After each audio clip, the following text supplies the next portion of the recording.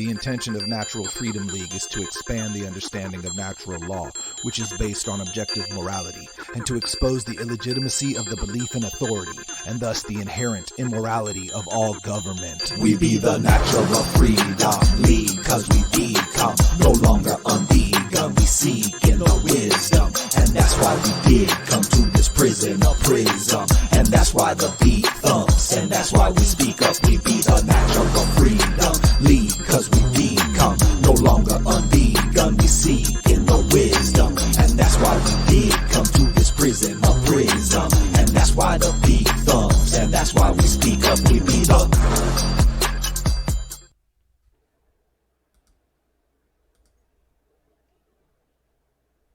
Hello, everybody. Welcome once again to Natural Freedom League. You can find us always at naturalfreedomleague.com. And I am John Rowland, here once again with my producer and co-host, Chill Will Keller. What's up, Will? What's up, my brother? We're back in the saddle, man. It's good to do an episode, first one of the year. Yeah, I gotta get comfortable again, you know. We be the. Yeah. I know, I was bumping to it. It's gonna make it a lot easier coming back with our good friend and our special guest, Logan Hart. How you doing, Logan? I'm fantastic, gentlemen. Thank you for having me on. Welcome, brother. Welcome. Yeah, this is episode 76, and we're kind of officially calling this season 3. We started in 2020, and 75 episodes under our belt, and looking forward to getting back to talking to people, as well as Will and I just kind of brainstorming and, you know, going down rabbit holes and trying to understand what all this craziness is about in this beautiful world. First off, I'd like to catch up with Logan and kind of have you tell us what's new with the Wizard Factory. We've seen you doing really good work. I told you that I just watched your episode with Thomas Sheridan. I thought it was excellent. And so why don't you tell us what you have going on with the Wizard Factory? Yeah, I appreciate that, man. It feels good to be doing content again.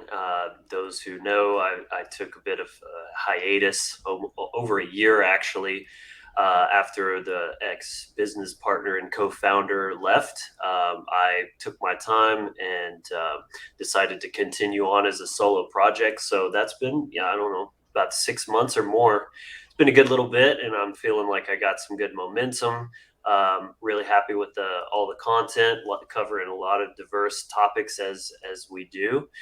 And that one with Sheridan was definitely a really good one too.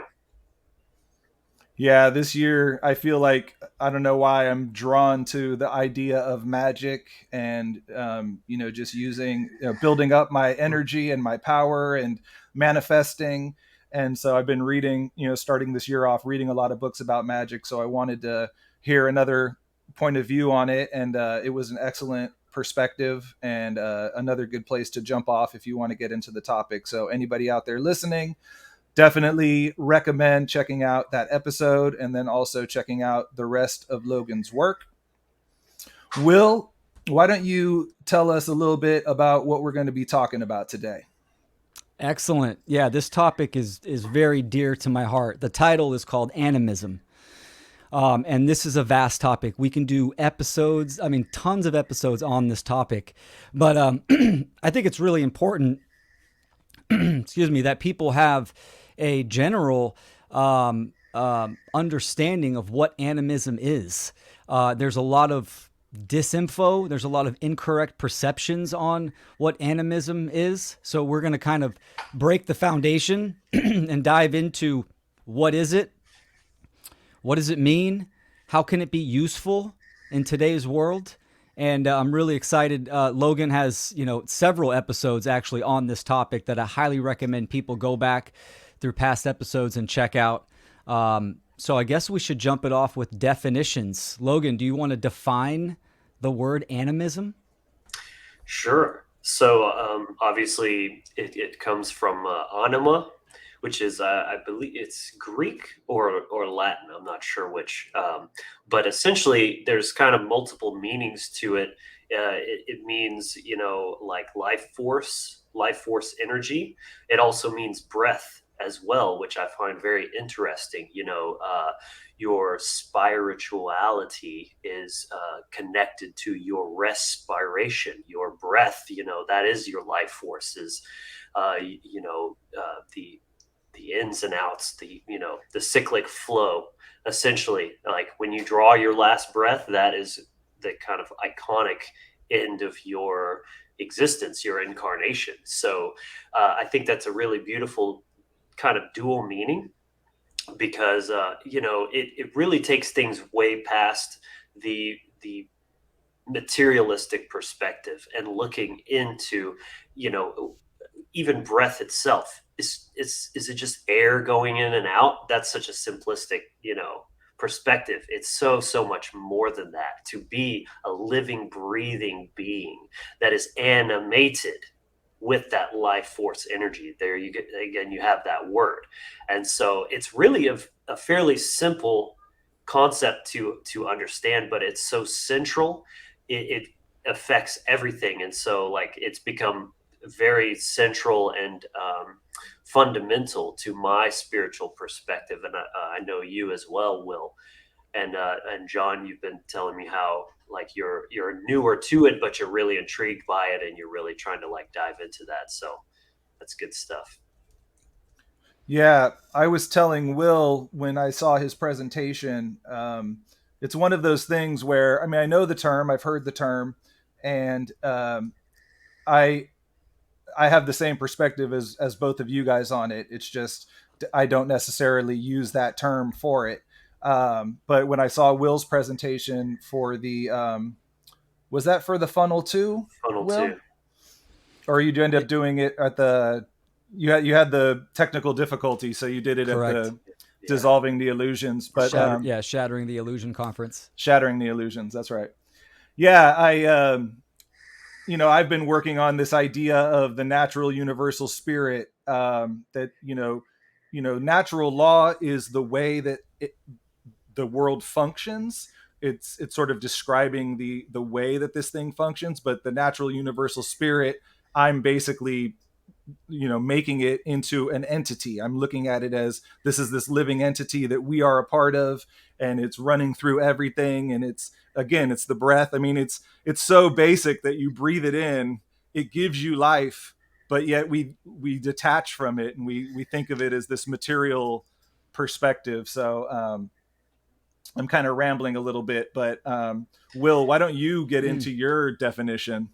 Yeah, no, Logan did a great job, and I find it interesting when I talk to people about animism. A lot of people actually can relate to it. They go, "Oh, well, I I had that same worldview," and they can relate to some of the aspects. So I think we're going to find that tonight with some of the viewers. And ultimately, it's not only a way of life; it's also a worldview. It's a perception. It's how you view the world. It's understanding the natural world and the self as well. I do agree that it's synonymous with paganism. I personally like the term animism because it's very descriptive, and paganism comes with sometimes some cultural religion baggage. And even the definition of pagan is just country dweller, which is someone that's just outside of the Abrahamic religions. This is not something that animists or pagans called themselves. It was a label that was given to them, which is important to understand. So this worldview, in my opinion, if we look at just religion, the definition of religion, you have two contexts. You have relegare, which means to bind and to hold back, to thwart from forward progress. But there's also another connotation of religio, which means to tie together, to reunite. I feel animism is that reconnection, that tying together. Why? And some people might, oh, okay, so now you have a new outlook that is the correct one. Yeah, but animism is based in the natural world. It's based in truth. It's seeking the truth discovery and understanding oneself and the natural world, the forces of the natural world, which correlate to the psyche, to psychology. So it's very much different. They're opposite polarities. And there's a reason when you dive into history why pagans and animists were killed, why genocide and murder happened in all cultures around the world, and that's because to sever this understanding, this knowledge, this gnosis of the natural world, to take control in a sense. So Yeah, I've got, yeah. yeah, I definitely have some things that I can comment there. So you were talking about the reconnection, that Mm, aspect of religion that is to bind. There's that's the negative, and then to sort of reconnect. And you have to look at the trajectory where we're at humanity in this modern age. In a world gone wrong, you have to take some steps backwards sometimes to get back to the correct path and get reconnected to nature, because if you're disconnected from nature, you are disconnected from your evolution, from your spirituality. I mean, you cannot have those things and be disconnected from nature. And so to me, really what it comes down to is it's the most simple and pure perspective. It's like when you remove all of the dogma and the indoctrination of religion and culture and all of that. Animism is just such a pure and simple, direct, viewpoint on. I was going through my content notes from a while back, and I just happened to see this today, and I thought it was fitting that animism is the only religion that isn't one, because there's no belief required. There's no uh, doctrine.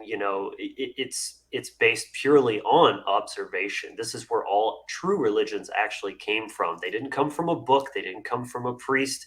They came from observing nature and seeing. Wait a minute. There's these grand patterns that emerge when you're really paying attention from your higher awareness. You could see the connectedness of all things. And animism truly is just the recognition of that oneness, that all energy is but borrowed from the all. Like we borrow it through our physical vessels for a short time while we're here, and then we're recycled. And so it's like, what are you going to do with that? How are you going to use that gift? man, well said, dude. Absolutely. It's very much proactive. There's engagement. That's why I was saying it's a lifestyle as well. And I really love what you said about observation, because what's more foundational if we think about our ancestors, right? There's no TV, there's no social media. They observed and they interacted with the natural world. And in my opinion, our ancestors in the distant path were very much further along in the evolution process in consciousness than we are now. I think we're moving backwards for sure, or in that downward spiral of involution, devolving.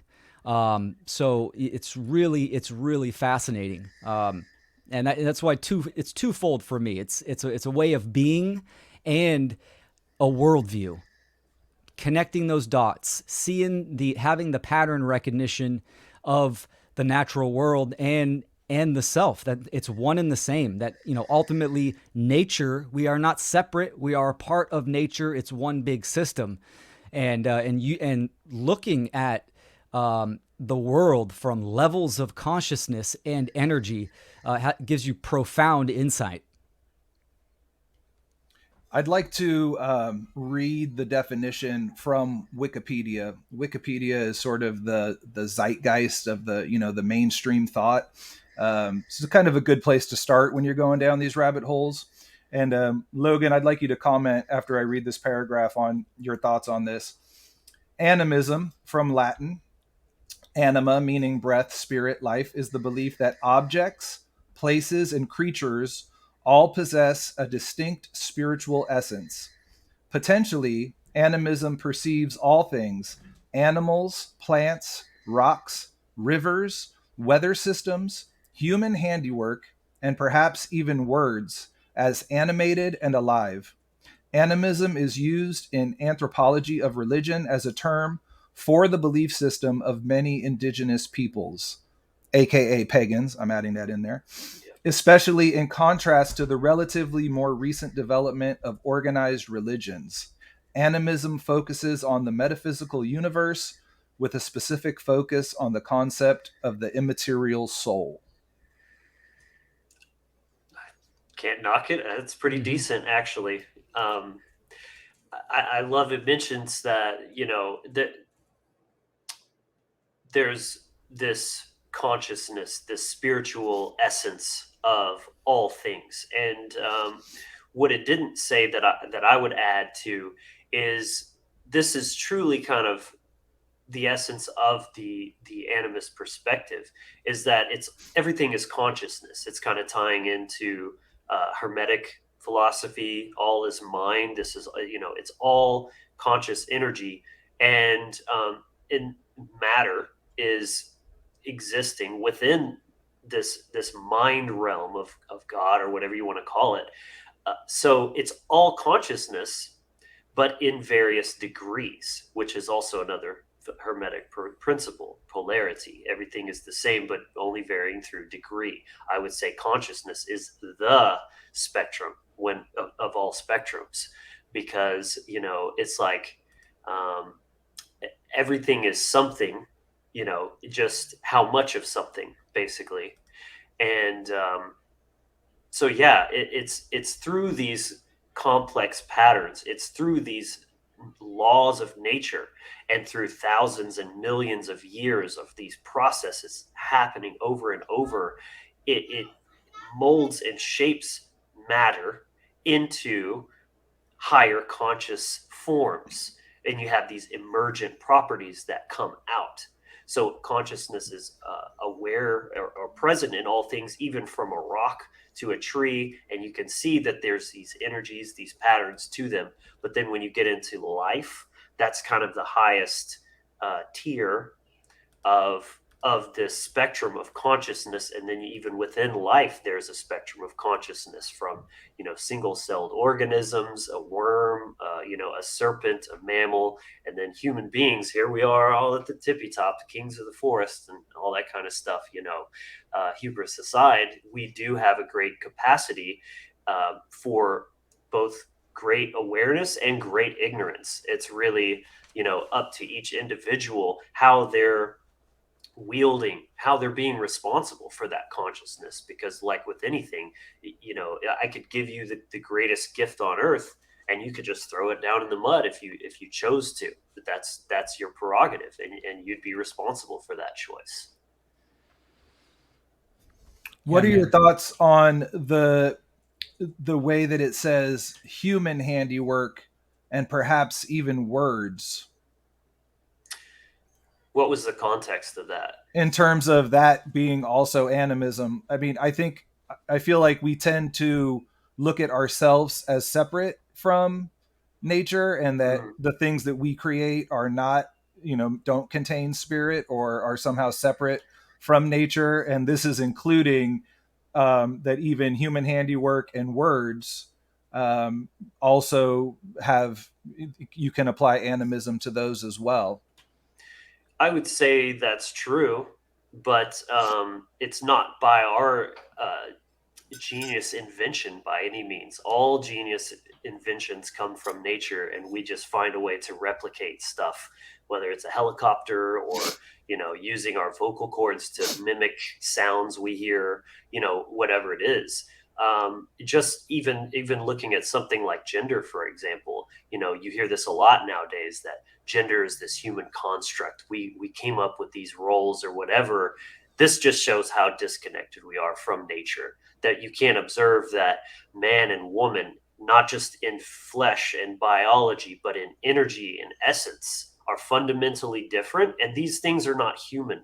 These are cosmic forces present everywhere you look. If you know how to find, extrapolate those higher um, patterns, as we said. I mean, this is true intelligence. It's not just the intellect of being critical and just seeing like the mechanical clockwork of the universe. It's also being able to see the essence of it and seeing the forest for the trees, basically. Mm. Yeah, exactly. I mean, and even when it's interesting, it said, what did it say? Human handiwork, or Hmm. yeah, and being a construction worker, that's usually like craftsmanship, right? Making a bench or something like that. But we have to remember that everything is derives from the elements as well, right? Even if you're making a plane, it's coming from some type of elements that are put together, and there's energy that is put in that as well from human beings. But yeah, Logan nailed it. It's good to understand when we use a term like animism or paganism that it comes with baggage. This baggage is deliberate, and this is done by the cultural religions, Christianity mainly, Judaism, Islam, all of these programming conditions and conditioning. It wants these terms to give you the impression that it's primitive, that it's from primitive people, back in the day. And even indigenous people, they're forest people, they're not capable of having the high intellect like human beings have today, which is absolutely, it's just erroneous. It's not true. We can look at indigenous cultures nowadays that are animists, right? And mental illness is almost unheard of, right? They totally understand how the natural world works. You have a catastrophe, a global catastrophe, those type of people will be the only people standing, right? Because they understand natural law, the laws of nature. So first things first is almost deprogramming yourself on what you believe, what you think something is. I think the New Age movement has high potential for understanding animism because they have a heavy emphasis on consciousness and energy, and so they can see the correlations, but yet there's that field, or that shell of Christianity that still haunts the New Age movement, that programming and conditioning, which is just like new package Christianity. So, when we're talking about, it's good to talk about the cultural religions versus animism, because that's what it is. It has a huge effect on the history of animism and what it is today, and how it's talked about as well. Would Hmm. you agree with that, Logan? 100%. I mean, you definitely you said a couple things too that really inspired some new ideas about these.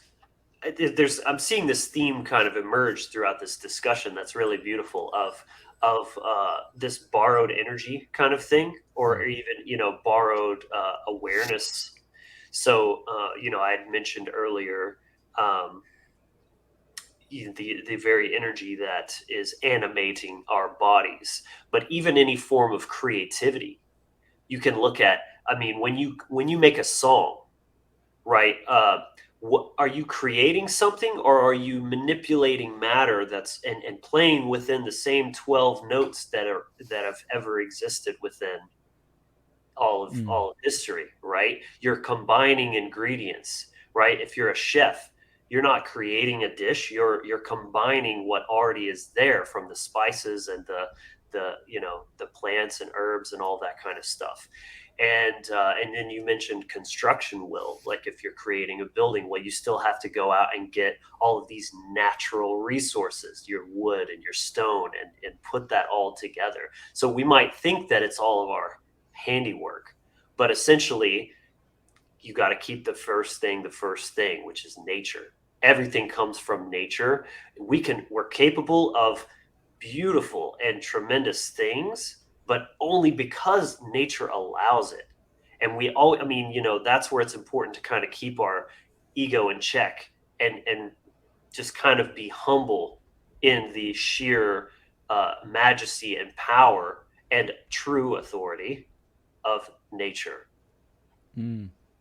Absolutely, for It sure. reminds me of Taoism, where it's doing by not doing, but it actually means that you're doing it in a way where you are becoming the act. You are embodying it instead of looking at yourself as separate from this act that you're doing. And in this definition, the part, the human handiwork, I always find interesting because of, again, like the way that we consider ourselves artificial. Like artificial really just means man-made, right? It means man has manipulated nature and creation in such a way that now we look at it as artificial. It's separate from the actual nature. I guess this would imply that maybe you should look at it as it's also a part of that nature. And then when he said the word, the definition says the words, it made me think of your interview with Thomas Sheridan, and just the practice of magic, and that these words can become almost like living entities, an egregore, right? Like even like Natural Freedom League or the Wizard Factory, it becomes this animated thing in its own. Yeah, you're imbuing it with that energy, that conscious, awareness. And I mean, Terrence McKenna talked a lot about the power of words that literally shape and mold not only reality, but is largely connected from culture, and kind of like that. It can be a bit of a prison for your mind. Is the words that you're told to use or proper or whatever, especially if you're not looking at the true meanings via the etymology, but just at the cultural sense of words. They can be kind of an energetic trap because you're not being conscious of them, but they still have a lot of power there. And another thing that dawned on me too, that's connected to all of this, in context to the borrowing of ideas. Of course, all so like the gods, for example, these aren't man-made constructs either. You were talking, Will, earlier about how the academics, they always want to try to paint everything in this light of like that was then, everything was very primitive, and now we've evolved, and now we have Christianity and Western culture and all this kind of stuff, but they were just very primitive, and so they invented these deities to explain natural forces because they didn't understand. No, like it wasn't some make up concept to try to explain phenomena that they didn't understand. Again, totally reverse thinking. Sorry, I'm trying to get my camera to focus. um, uh, it's shit. It does this sometimes. Oh, There there it we goes. go. There you go. Okay, hello. Um, it wasn't to try to explain something they didn't understand. It was to create a anthropomorphized concept to represent. It wasn't to explain. It was to represent, to make things easier to kind of refer to understand, like to conceptualize things that were happening. It wasn't. I don't think they believed it was like literally this dude up, like banging on his anvil and stuff like that, creating thunder. It was a way to create an entity to work with and conceptualize this cosmic force that's not just literal thunder. It's the electromagnetic force of the universe, its boundaries. This is what Thor truly means. It's also connected to Jupiter as well. But to finish up, what I was going to say is even religions can't do anything original. They had to steal all their ideas from pagan and animist concepts as well, because that's where truth comes from. So they couldn't make their own thing. They just had to try to hijack and then twist and distort and pervert, that divine truth. Yeah, man, that's so profound. I mean, anyone that identifies with the cultural religions, like this is a path that you should go down and understand, like exactly what Logan is talking about. Nature is truth. Now, if we look at the animists and the pagan traditions, all of our ancestors at one point were animists, right? If we look at these, it was all oral tradition. It really wasn't until, and sure, there's runes and hieroglyphs and symbols which have huge impact, but it wasn't until really the cultural religions came and stepped in where writing really became at the forefront. And the problem with that is when you have an oral tradition, you're speaking words. So not only are you getting the story, which, how, what better way to explain natural forces, just the cosmic environment, right? To make it a story, that can be passed down from generation to generation, with meaning and purpose within that story. So it makes it timeless. But when the cultural religions stepped in and they started writing stuff down, they used this to their advantage. So all the holy books, the scriptures, right? This is what it is. It is not literal at all. It is astrotheology. It's archetypal. It's allegory. So they have taken stories, the method of storytelling, and they've turned it into scripture to use it for a purpose, really, because then they anthropomorphize the deities and make them human, which really is promoting ego dominance, right? That human beings are the apex of creation, not nature, and it creates the belief in authority is what it ultimately creates. It's a hierarchy, meaning that if you want to be spiritual, if you want to commune with quote unquote God, the creator, you have to go through a rabbi or a priest, etc. You have to go by their means. So it's really important to understand that astrotheology, allegorical and archetypal. The archetypes were, this is what the gods and goddesses were. They were archetypes. They were characteristics of our own psychology that's also recognized and represented in the forces of nature. This is why they represent the planets as well, and elements As as above, well, so right? below. Exactly. The law of correspondence. So it's really empowering to dive down this path and decode. This is what separates us from, the animal kingdom, the plant and minerals, that we have this great capacity for technology, technology, logi, which is the craft of logic, creating a craft of logic and reason for us to understand and decode the information that's all around us in this field of consciousness that's constantly communicating with us. It's Very well really said. empowering. Very well said. New nickname for Logan, Technology. Technology. I'll take it. Well, Uh, just Great. look at astrology, astrology, right? Astrology, which is Yes. cosmic logic, Right. The study of. the study of, exactly. And definitely that's another way that I would actually define or explain paganism or animism is the art of learning to see everything as allegorical, right? Like, um, we use it all the time in our regular day-to-day language, and we don't, most of the time we're not even conscious of it. But when you're looking for the light at the end of the tunnel if you're going through a hard time, well, that's not literal. There's no light. There's no tunnel. You're not in a tunnel.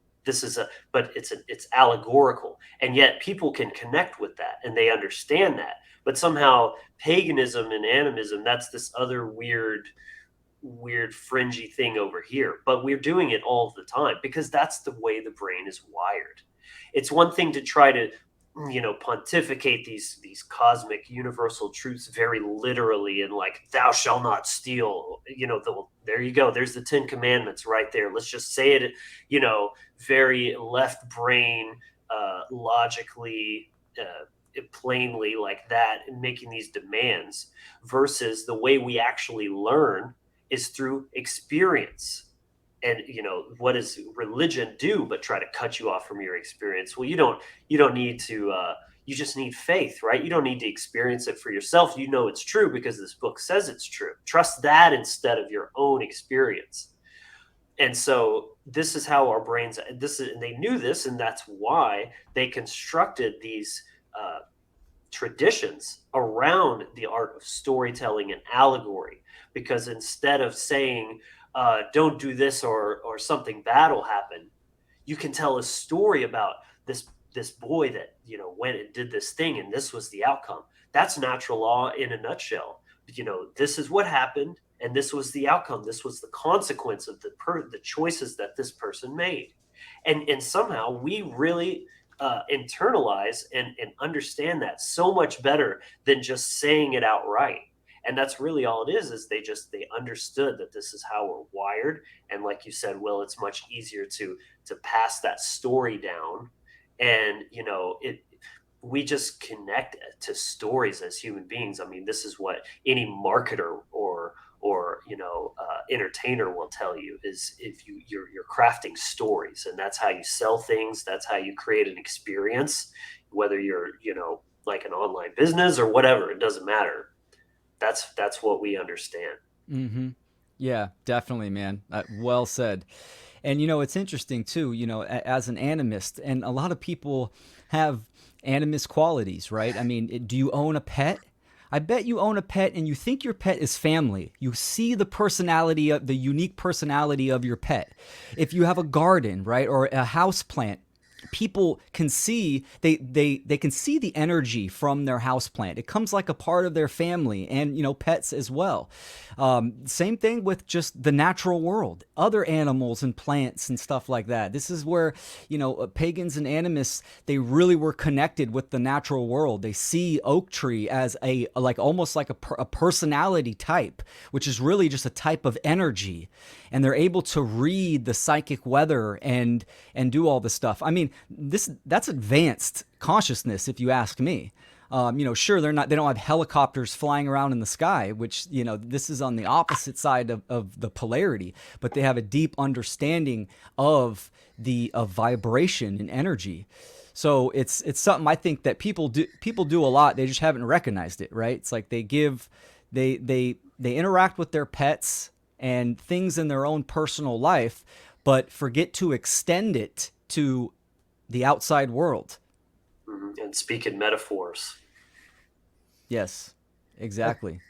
What I've found interesting with just reaching in, or researching into this term, is the guy who coined the term was a man in 1871 named Edward Tyler. But it sounds like, from your guys' perspective, that word has been adopted in a positive sense. He used it it basically was the earliest concept of anthropology, where he was using it to define these cultures that applied animism to, or applied a spiritual or a soul to living, or to all things, even rocks and rivers and things like that. But his idea was that eventually we would move beyond even the cultural religions. And so it's just interesting how we embrace the term and we call ourselves animists, but when this man described it, it was actually seemingly to be an attempt to separate it from um, the cultural religions, and define what the ancients did.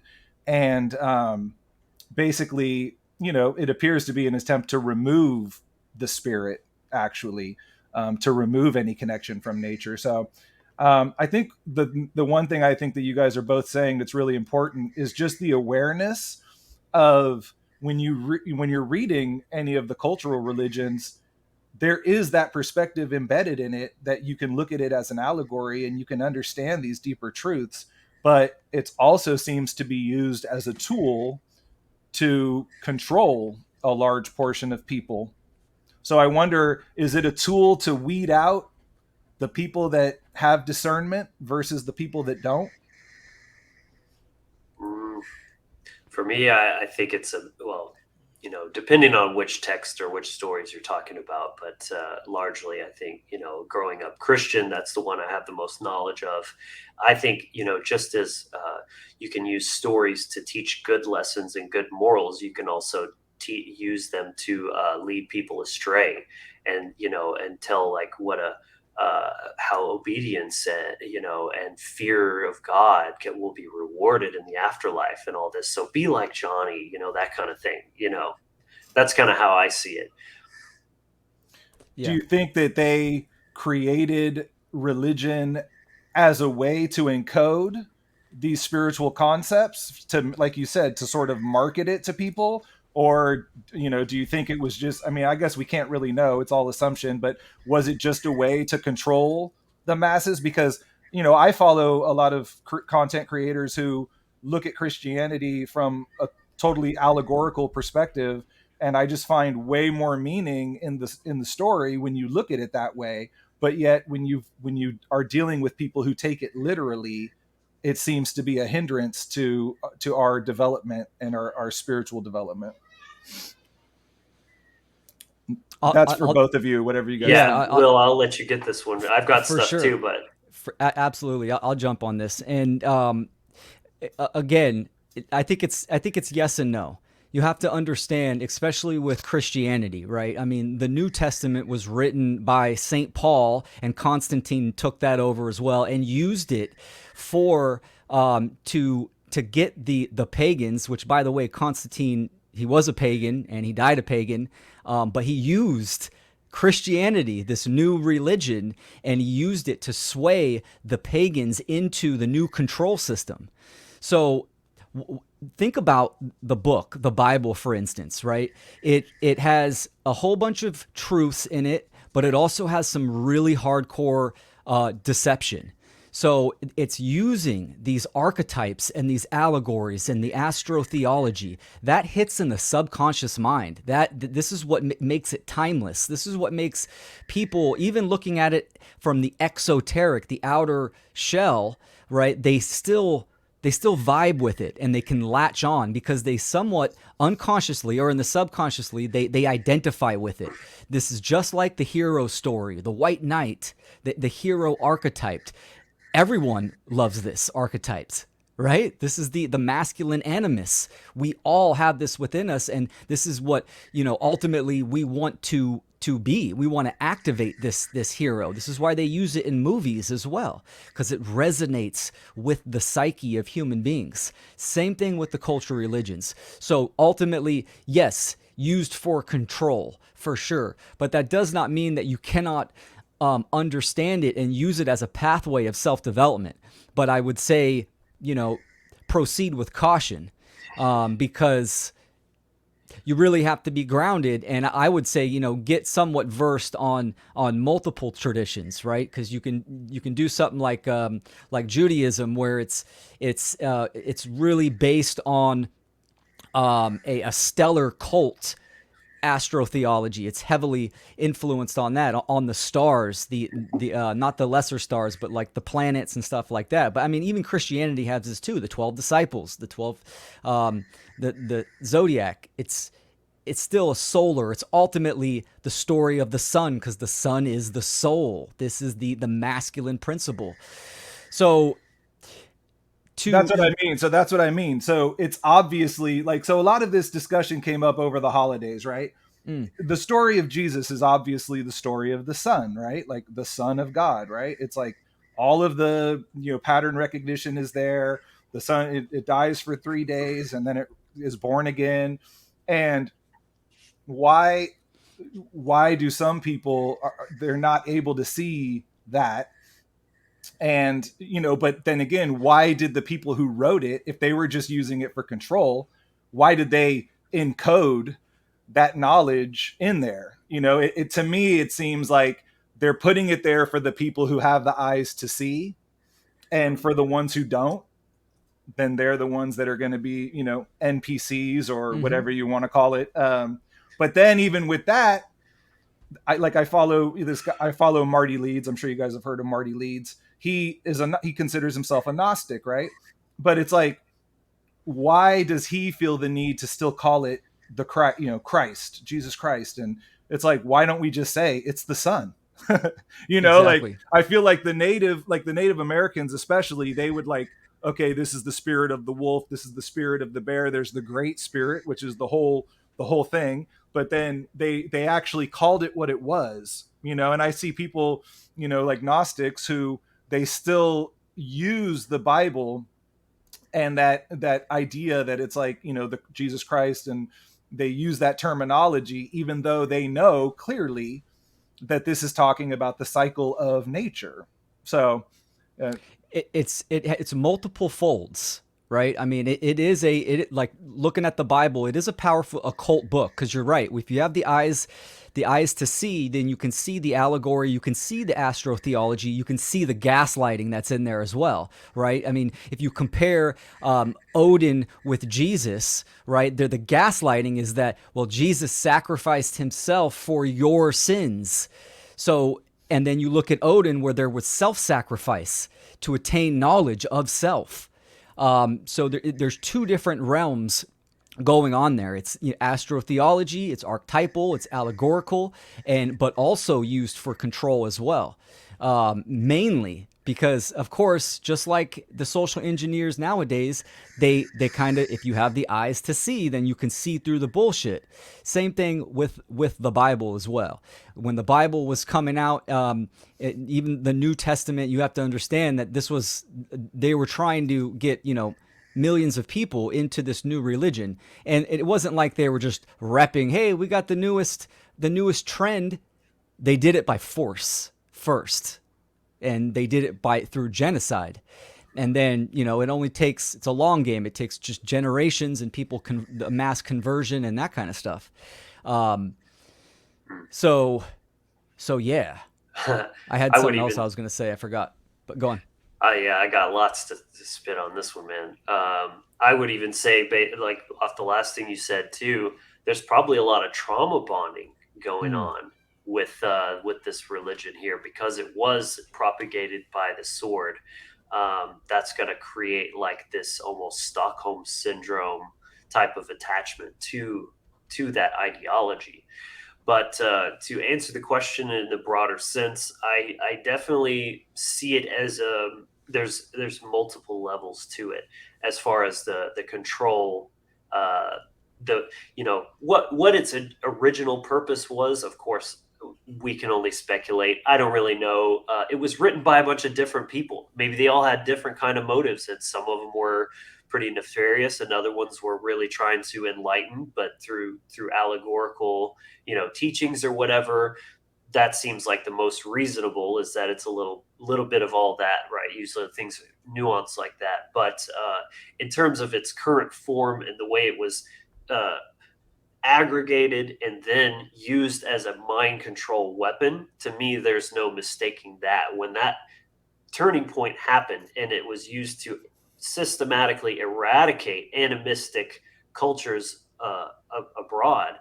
um, you know, it was like we said, more of a hijacking of these concepts that they know that the psyche responds to these primordial archetypes and symbols and stories that we relate to on a subconscious level. So even if we're not aware, even if we're not in the know and hip to like the esoteric things, it's connecting with us on a very subconscious level, and that's the mind control part of it.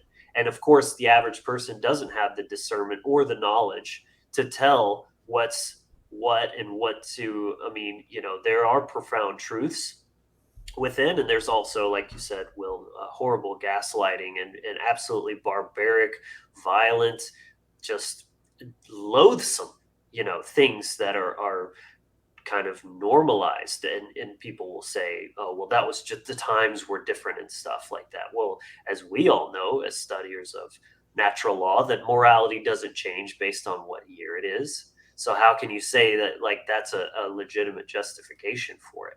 mm, But at the end of the day, personally, to each their own. And that's kind of part of the thing about being a pagan is, you know what, you do you. I don't have any right to say what you do. That's your path to walk.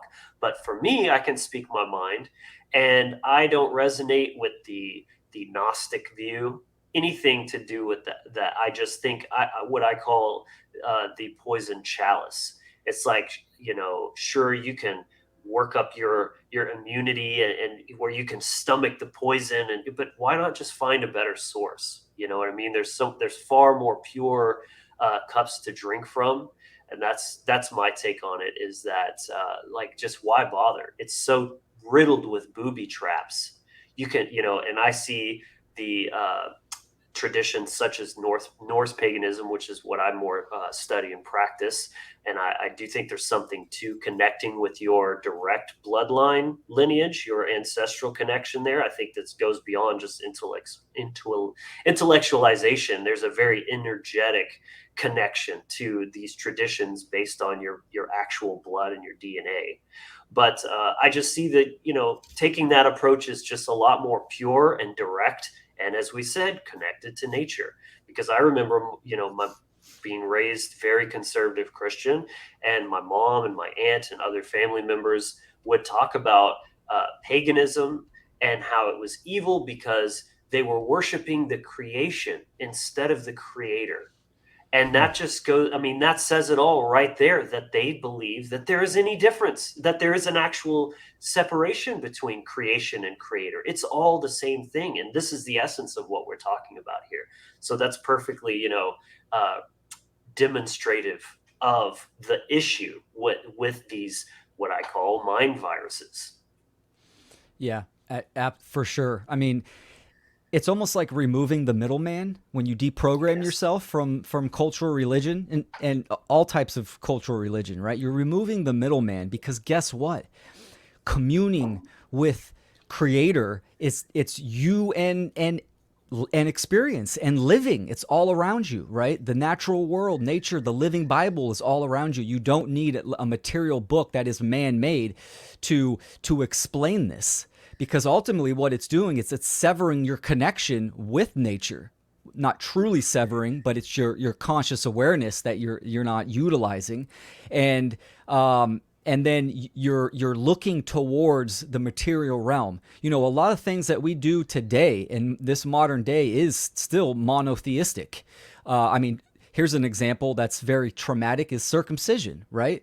This is a religion ritual. This is what it's part of. So, and then how I was talking about the New Age movement, which is repackaged Christianity.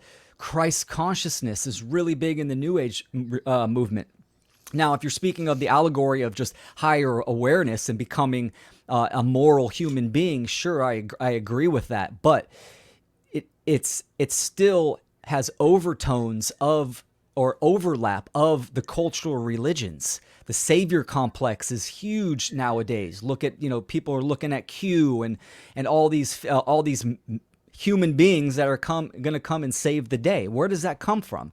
That quality comes from cultural religions, just passed down. So we have these programs that are playing out in our psyche with a lot of people, when in reality, the relationship that we are develop within our own lives, our own psyche, our emotional, our internal ecology, and the natural world, our actions, this is where we can actually develop and gain true experience.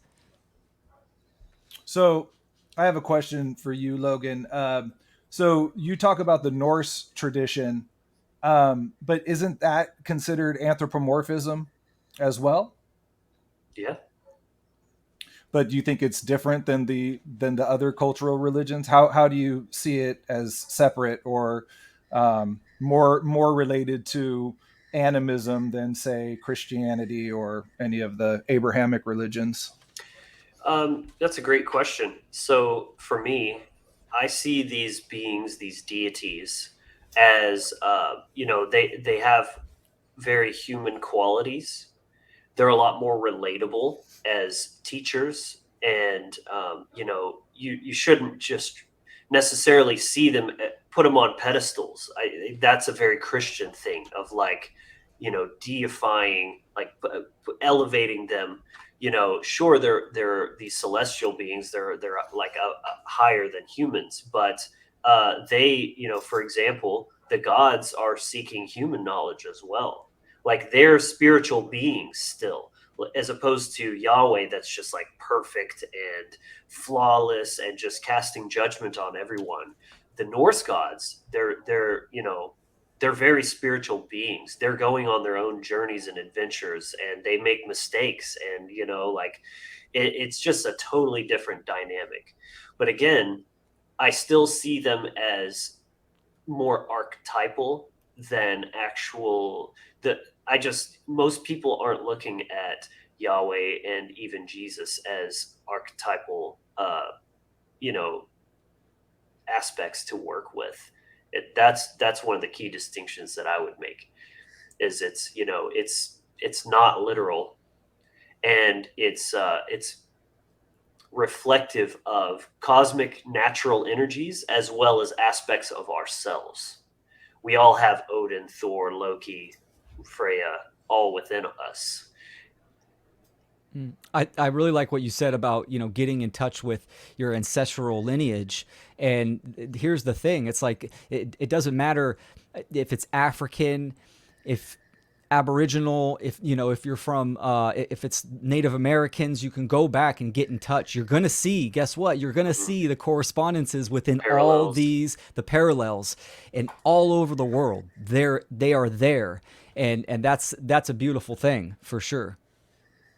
Yeah, I think it's good to have a eclectic understanding and study these different, because it kind of corroborates this as well of like how did all these cultures that weren't really that directly connected in terms of like sharing. I mean, there's some some connections if you go further back from like the Indo-Europeans and into the Hindu and there's some common connections there, but then you go to like South America or like I don't know. There's just something to the fact that you can study all these different aspects and see the parallels when they weren't just like all going to these conventions and sharing notes or anything like that. Like they were all deriving these awarenesses, these concepts and archetypes from direct connection with nature.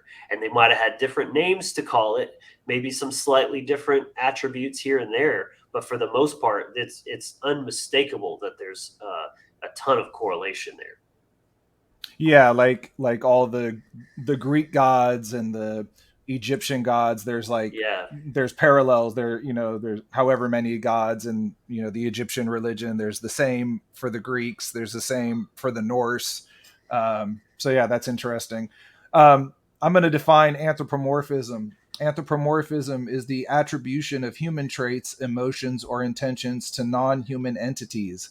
It is considered to be an innate tendency of human psychology. This again is from Wikipedia. Do you agree that it is an innate tendency of human psychology to do that? And do you think that we need to, are we working on moving past that? Kind of, but it's again, it's almost like they're trying to frame it in this way of just like, oh, it's just what these silly humans do. You know, is a man being masculine an innate tendency? Well, yeah, but does that make masculinity inherently human, or are we reflecting a higher aspect? Mm. Mm. Yeah, there you go. Well, getting on that, why don't we talk a little bit about the anima and the animus? And Will, I'll pass that to you. Yeah, I love it. So these are the anima and the animus. Carl Jung has did some profound work on this, right? These are um, aspects of our psychology. We can Most people understand the subconscious, the shadow, right? Where the shadow is responsible for getting your attention on the falsities that you're experiencing in your psyche in life, right? So when you bury trauma and insecurities, the shadow comes out in behavior to get your attention. This is the problem nowadays. Most people don't have that inner awareness, and they aren't doing the healing that's involved. So they end up they have incorrect thinking and incorrect actions. Now, going past the shadow, going deeper, you get to the anima and the animus. You can look at this as the feminine and the masculine, right? The feminine being the anima and the masculine being the animus. It's also directly related to mother and father from our childhood. So in the formative years, our relationship with mom, that's going to set the tone for our anima. And this is how, my relationship with my mother is going to have a heavy influence on how I interact with women and my like romantic relationships in my life. So it's got, big overtones in that aspect as well.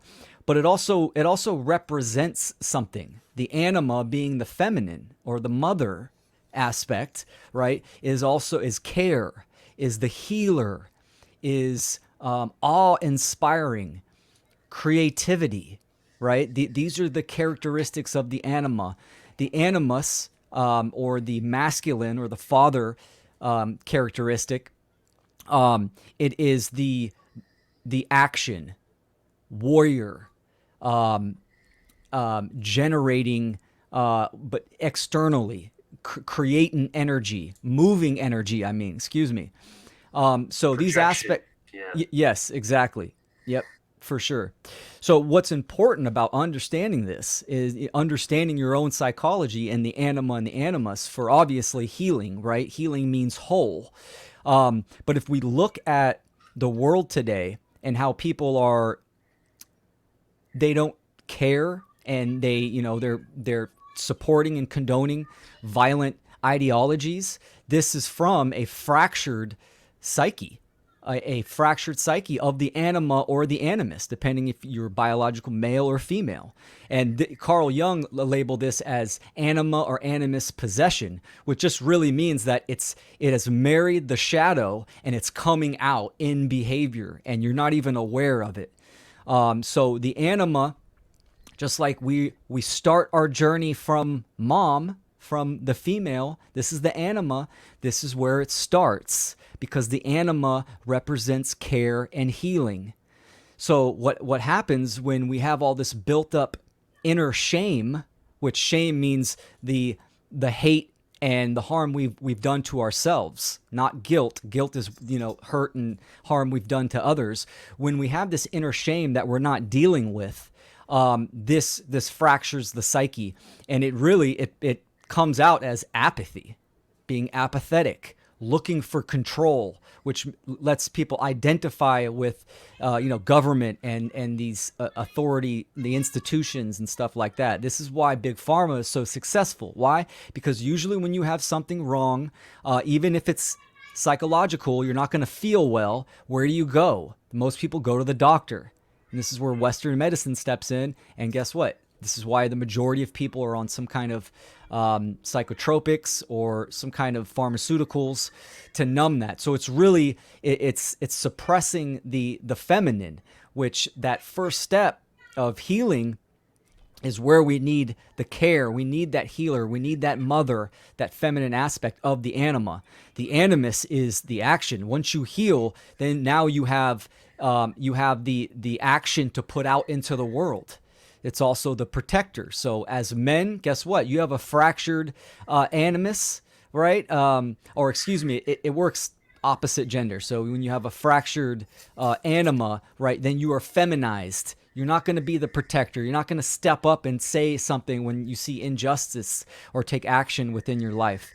It's really deep. I could ramble too much on it, but it has. This is all in the same category of animism, right? Because your psychology, your internal ecology, is one and the same. It correlates with nature on the macrocosm. This is why astrology is so impactful once you have a deep understanding of it, because you're looking at the stars above and the planets, but they correlate to aspects of your psychology. It's a roadmap to human consciousness. Boom. Well Absolutely. said. Yeah. Well said. And seeing that anima and animus is also, you're seeing, this correspondence aspect as well. Like, is we have the masculine and feminine within us. It's just a matter of how integrated you are. Like you said, healing means to be whole. So what are you separate from? You're separated from yourself. You're also separated from nature. This is why mental illness is this disconnection from nature, because it's disconnection from truth. They're one and the same. Mm. So, Mm. and that's why you can't heal without truth. You've got to stop lying to yourself and telling yourself these stories of victimhood and worthlessness or hopelessness or helplessness or whatever the garbage that you're telling yourself is. And that's said from love. I don't mean that to be to tear anyone down. It's but that's where the word tough love comes from. love is an extension of truth. And so it may be painful, but sometimes that's necessary. When you're speaking from truth, you're speaking of through love. It might be harmful, but it's still necessary, just like a bitter medicine or putting the peroxide on a wound. It fucking stings, but it's good for you. It's healing you. Mm. And we've got to heal that internal wound, especially dealing with the masculine and feminine. That's a big area that I've been, working a lot on this past year with myself, and getting back into my masculine instincts, getting into the intelligence of my body, and reversing that that mother and father wound. And Excellent. yeah, I'm assuming that what we're seeing in society in terms of the transgender agenda is part of not dealing with these types of issues and not discussing these types of ideas of like the anima and the animus. Um, I'm going to turn again to Wikipedia for the definition. The anima and animus are described in Carl Jung's School of Analytical Psychology as part of his theory of the collective unconscious. Jung describes the animus as the unconscious masculine side of a woman and the anima as the unconscious feminine side of a man, each transcending the personal psyche. Hmm. Exactly. I would definitely say there's a relation to the trans thing is a one aspect of a bigger issue, but it's showing up in all sorts of ways. It's just as relevant in an emasculated man and a masculinized woman. It's still an inversion of polarity. It just shows up in all different sorts of ways, whether you have a body dysmorphia, but at the end of the day, we're talking about energies. So to be, a woman, it's biological, but it's more to do with the energy that you're embodying than it is putting makeup on and wearing a dress. You know what I'm saying? And that's almost like putting a band-aid on you know a deep wound of some kind, and trying to normalize it and just say, oh, it's fine. For the first, and again, this is more of that tough love. It's not hateful. It's actually an act of love to say you have to call sickness what it is. If you had a family member that's dying of cancer, you're not going to say, "Oh, you're fine. You don't need to do anything. You're just going to live the next 30 years just fine." No, you need to tell them, like, you're sick. You need to, eat healthier. You need to make some changes. You need to address this because you're not well. And you saying that from love. You're not saying that to make them feel bad, like, oh, you should be ashamed you have cancer. It's not anything like that. It's just you have to start with truth and being honest and coming from that place. You know, Yeah. a lot of Exactly. work. I think it's interesting that in looking at this, the anthropomorphic keeps coming up. So the second sentence here, Jung's theory states that the anima and animus are the two primary anthropomorphic archetypes of the unconscious mind, as opposed to the theriomorphic, a word I've never heard before, theriomorphic and inferior function of the shadow archetypes. I think Will, you were talking about this. So the anima or the animus is not your shadow, right? It's deeper. It's deeper than the shadow. What is the shadow? The shadow is the subconscious mind. So you can look at the anima and animus in a deeper layer, according to Carl Jung. So that's how he, and you can look at the anima and animus also as purpose and meaning as well on a macro level. So this we're talking about the principle of gender, and like Logan said, this is energetic qualities Hmm. And animistic. and animistic. Right. Exactly. I mean, look at that. Like, it goes at a layer of your psychology deeper than your subconscious mind itself is still a masculine and feminine aspect that needs integration. And you're telling me it's a human construct? I mean, get Yeah. out of here. Yeah, exactly. Same with even the archetypes, right? I mean, archetypal work is done, and Carl Jung did a plethora of research on this. It really, the work is done through dreams, right? Because the subconscious mind really, it operates through images and symbols and just visual aspects. So we see these archetypes, these personality traits coming out into dreams. This is also why psychedelics and plant medicines are so impactful. It's because you can interact with these archetypes and do some integration afterwards as well. So it's really peeling back the layers from your persona. I think I am Will, the podcaster, right now, right? You're in the conscious mind and pulling it back to ultimately, the divine essence of oneself. And there's these layers of awareness. And this is where we're looking at, the shadow and the anima and animus. You do that by reflecting, like how we started this conversation off observation. Observe the patterns in your life, your thought patterns, emotional stability, and behaviors, physical behaviors. And then, apply introspection and think deeply upon this and how it relates to your childhood or any aspects of your life. I think it's interesting too that the term comes from a guy who basically that became anthropology. So anthropology being the study of man, right? The study. Correct. So it's almost like if you take the Hermetic principle, as above, so below, as below, so above. It's almost like anthropology is starting at as below. It's like they're more focused on like just the below, like just what's going on within us, and they're sort of, and so that's where I see them.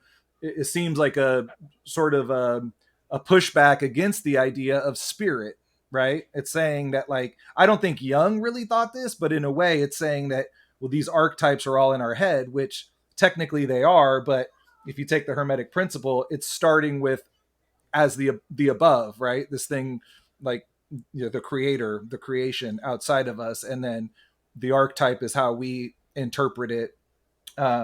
But I find that interesting, and I also find that interesting that then you go to Steiner, who created anthroposophy, which is the wisdom of man, right? And I think that was his attempt to bring the spirit back. If you look at Steiner's work, he's talking a lot about how we're in this material realm, and again, with Jung, I've seen a documentary on Jung where he talks a lot about the fall of man. I kind of think that this study of, oh, that's animism, that's this thing that these native people do, that's how religion got created. Eventually we'll move past religion, we won't need any beliefs. That is a very material idea, I see. And I see where Steiner, it makes sense that he would call it anthroposophy, because now he's trying to connect back to, like, man having wisdom and knowing that it's as above, so below. It's not just us, it's not going all just happening in our minds. Yeah, that's very indicative of sort of the scientism mindset of seeing that, these old superstitions, right? Pagans and anthropology, anthropomorphizations, were a stepping stone to get us, they to where we are now. And now we've kind of like grown out of them. We've evolved past them. Whereas, and by doing so inadvertently, that's leaving the part behind that was uh, central to, well, not central, but inseparable from our evolution. It's like, I don't know, like using a car to get somewhere and then throwing the car away and thinking you're going to get another 1,000 miles without it. Like, it it's all nature. You can't separate, and as soon as you do, you've lost your way. And then the further you get away from it, that's exactly how many miles it's going to take to get back on track, because you're Yeah, never going to get anywhere without it, basically.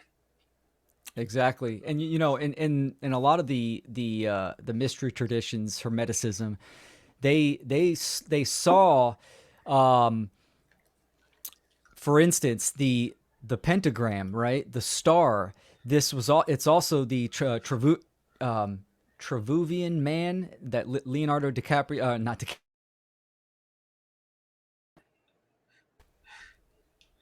Oh, something Whoa. just happened. We just had a glitch. That was Yeah, a glitch. I'm up here now. Okay, I there got we go. promoted.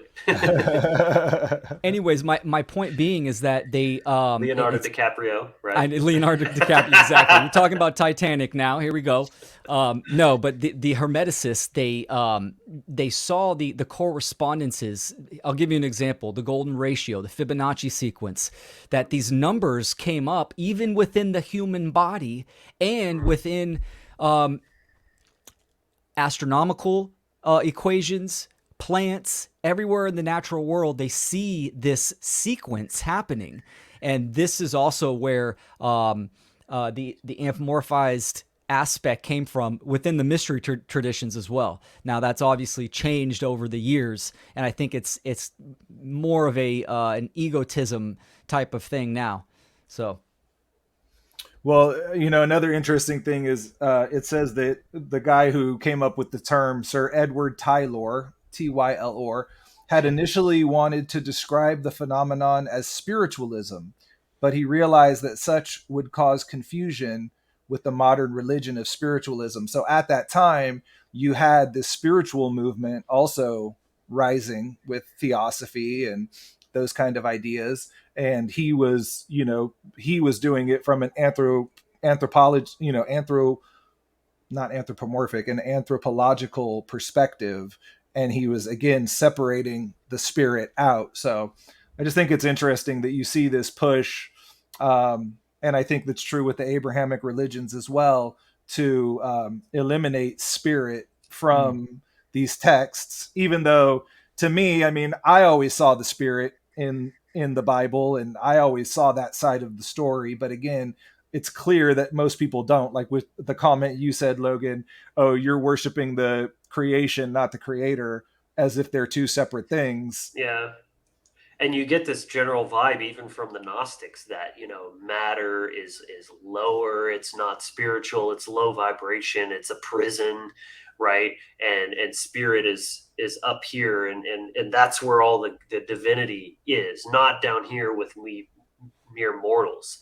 mhm. But again, like if you're looking at the Norse perspective, for example, Midgard is a spiritual realm. It's the one right in the center, and that's allowing for travel to all of the other spiritual realms.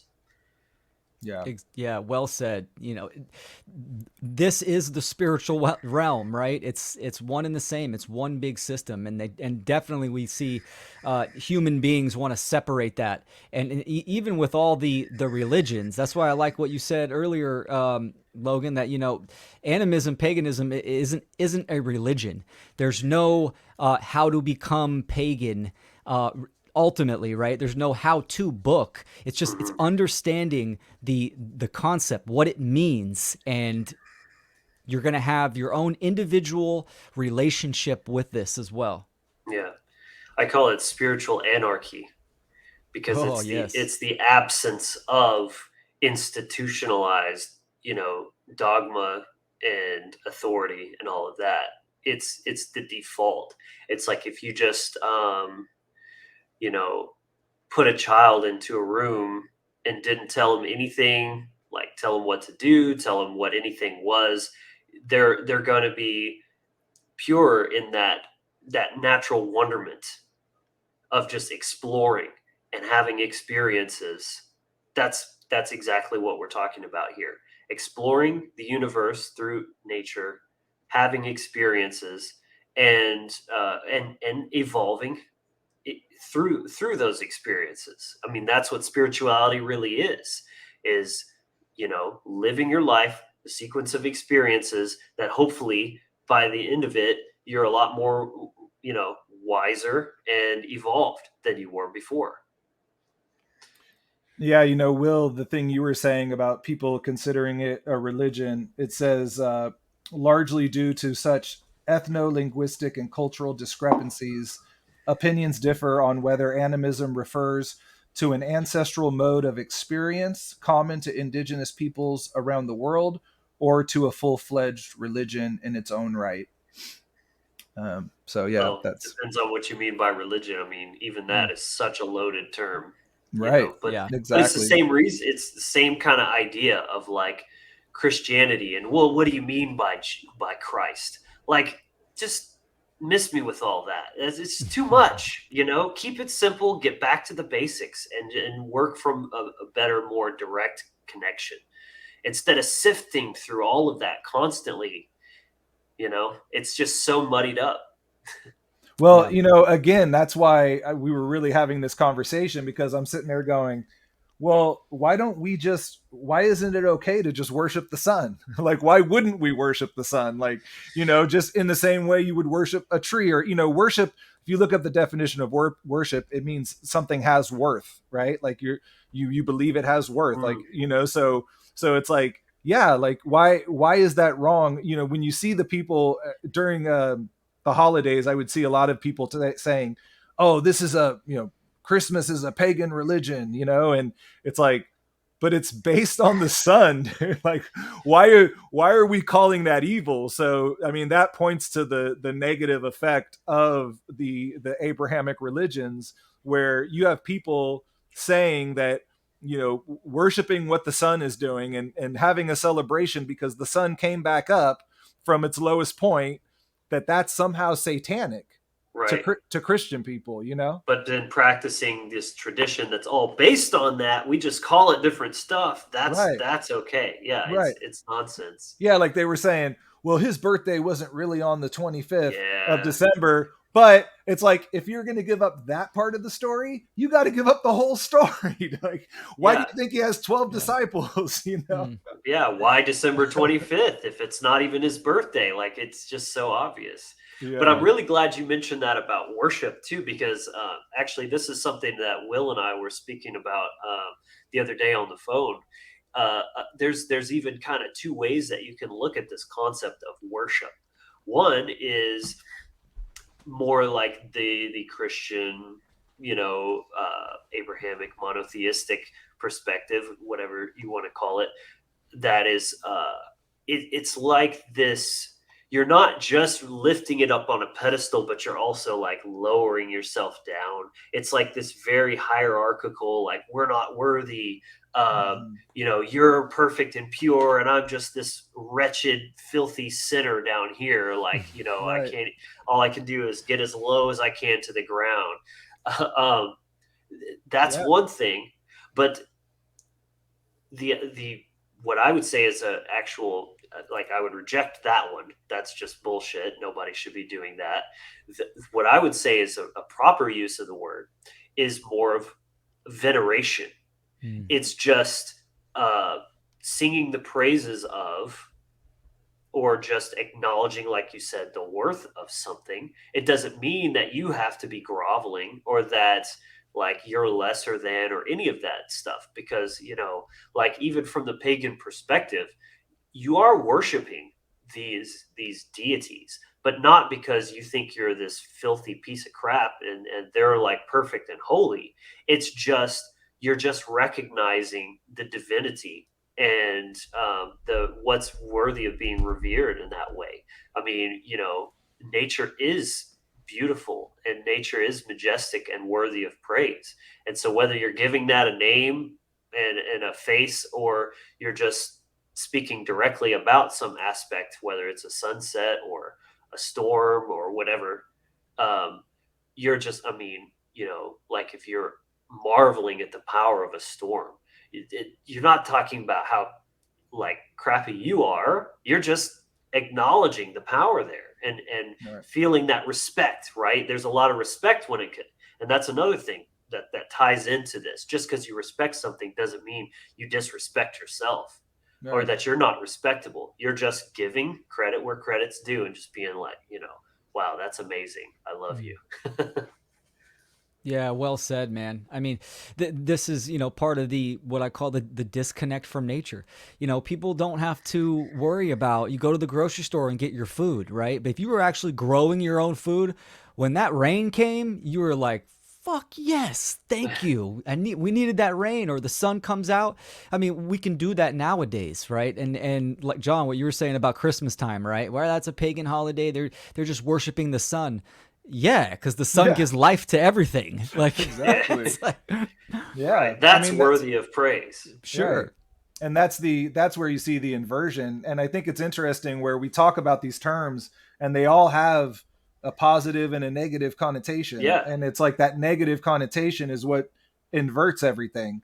But if you were able to see it from the positive connotation, then you could, be more aware of, it's okay to like say, yeah, I am worshiping the sun. Like, of course, why wouldn't I?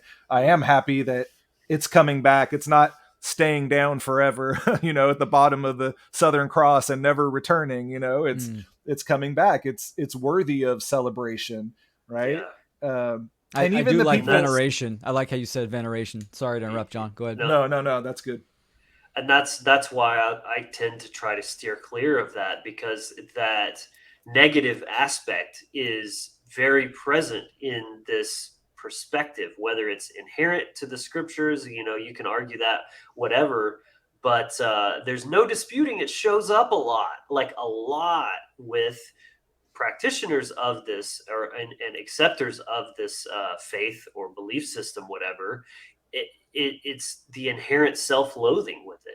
That's Mm. the difference between those two types of worships. For example, is all this original sin, like self-loathing, and like we were talking about, savior complex. Oh, I don't have any strength on my own. All my strength comes from God because I'm just a pathetic human. And I mean, it's just all throughout.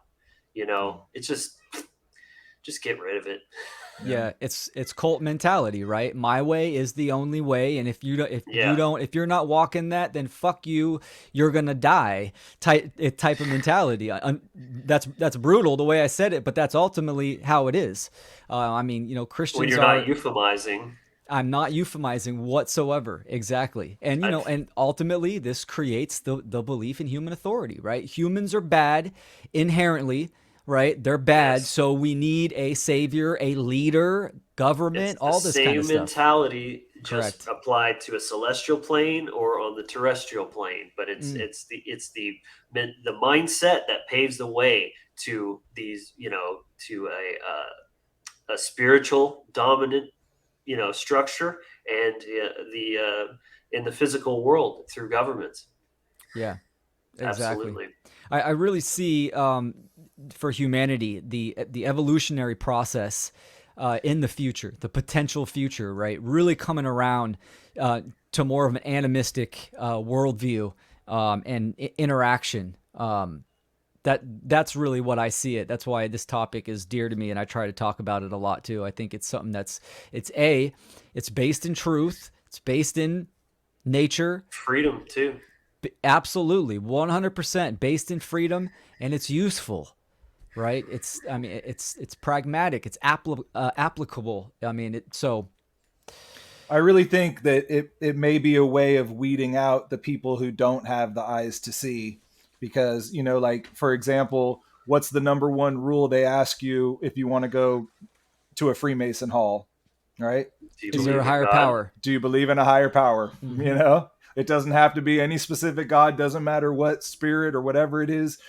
Do you believe in a higher power? And if you don't, you can't come in, right? And it's like that goes along exactly with what we're saying, because it's yeah, it's just it's the belief in something bigger than yourself, but not from the perspective, like you're saying, that negative aspect of, I'm worthless, and I have to just turn everything over to this entity. And that really feeds into the belief in government, the belief in authority. Yeah. Yeah, well said. All right, well, man, I feel like we could just keep going on and on about this topic, but It's we a got good to one. end somewhere. Hour and a half, that was solid, man. We got to do a round two at some point, Sure, and I'm down. we'll go even deeper. Yeah, I think that's a good idea. Any final words, Logan? Any plugs? Go ahead and plug your work again. Sure. If whoever's watching, if you enjoyed this, come on over to the Wizard Factory and check out my content. You can check out the website, wizardfactory.com, thewizardfactory.com. There's, you can access the audio podcast there, all the social media links as well. Do follow me on the relevant tyrannical platforms, and check out my merch store. Check out the free initiation package that's on the website as well. It's a free mini course that I put together. We'd love to have you. Yeah, and I've been checking out your work really from day one, Logan, and we became really good friends. So I appreciate you very much. Your work is fantastic. I can't recommend it enough. I think people definitely go to the wizardfactory.com, check out the initiation package. There's fantastic tools there that Logan made, and it's really good stuff, man. So I appreciate you coming on, brother. Thanks so much. It was a real pleasure having this conversation. Yeah, thank you, Logan. I appreciate you. And Will, I appreciate you as well. Likewise, brother. Much love. And everybody remember that freedom is the natural state of mankind. So let's return to nature. Peace. Yeah. The intention of Natural Freedom League is to expand the understanding of natural law, which is based on objective morality, and to expose the illegitimacy of the belief in authority, and thus the inherent immorality of all government. We be the Natural Freedom League, cause we become no longer unvegan. We seek in the wisdom, and that's why we did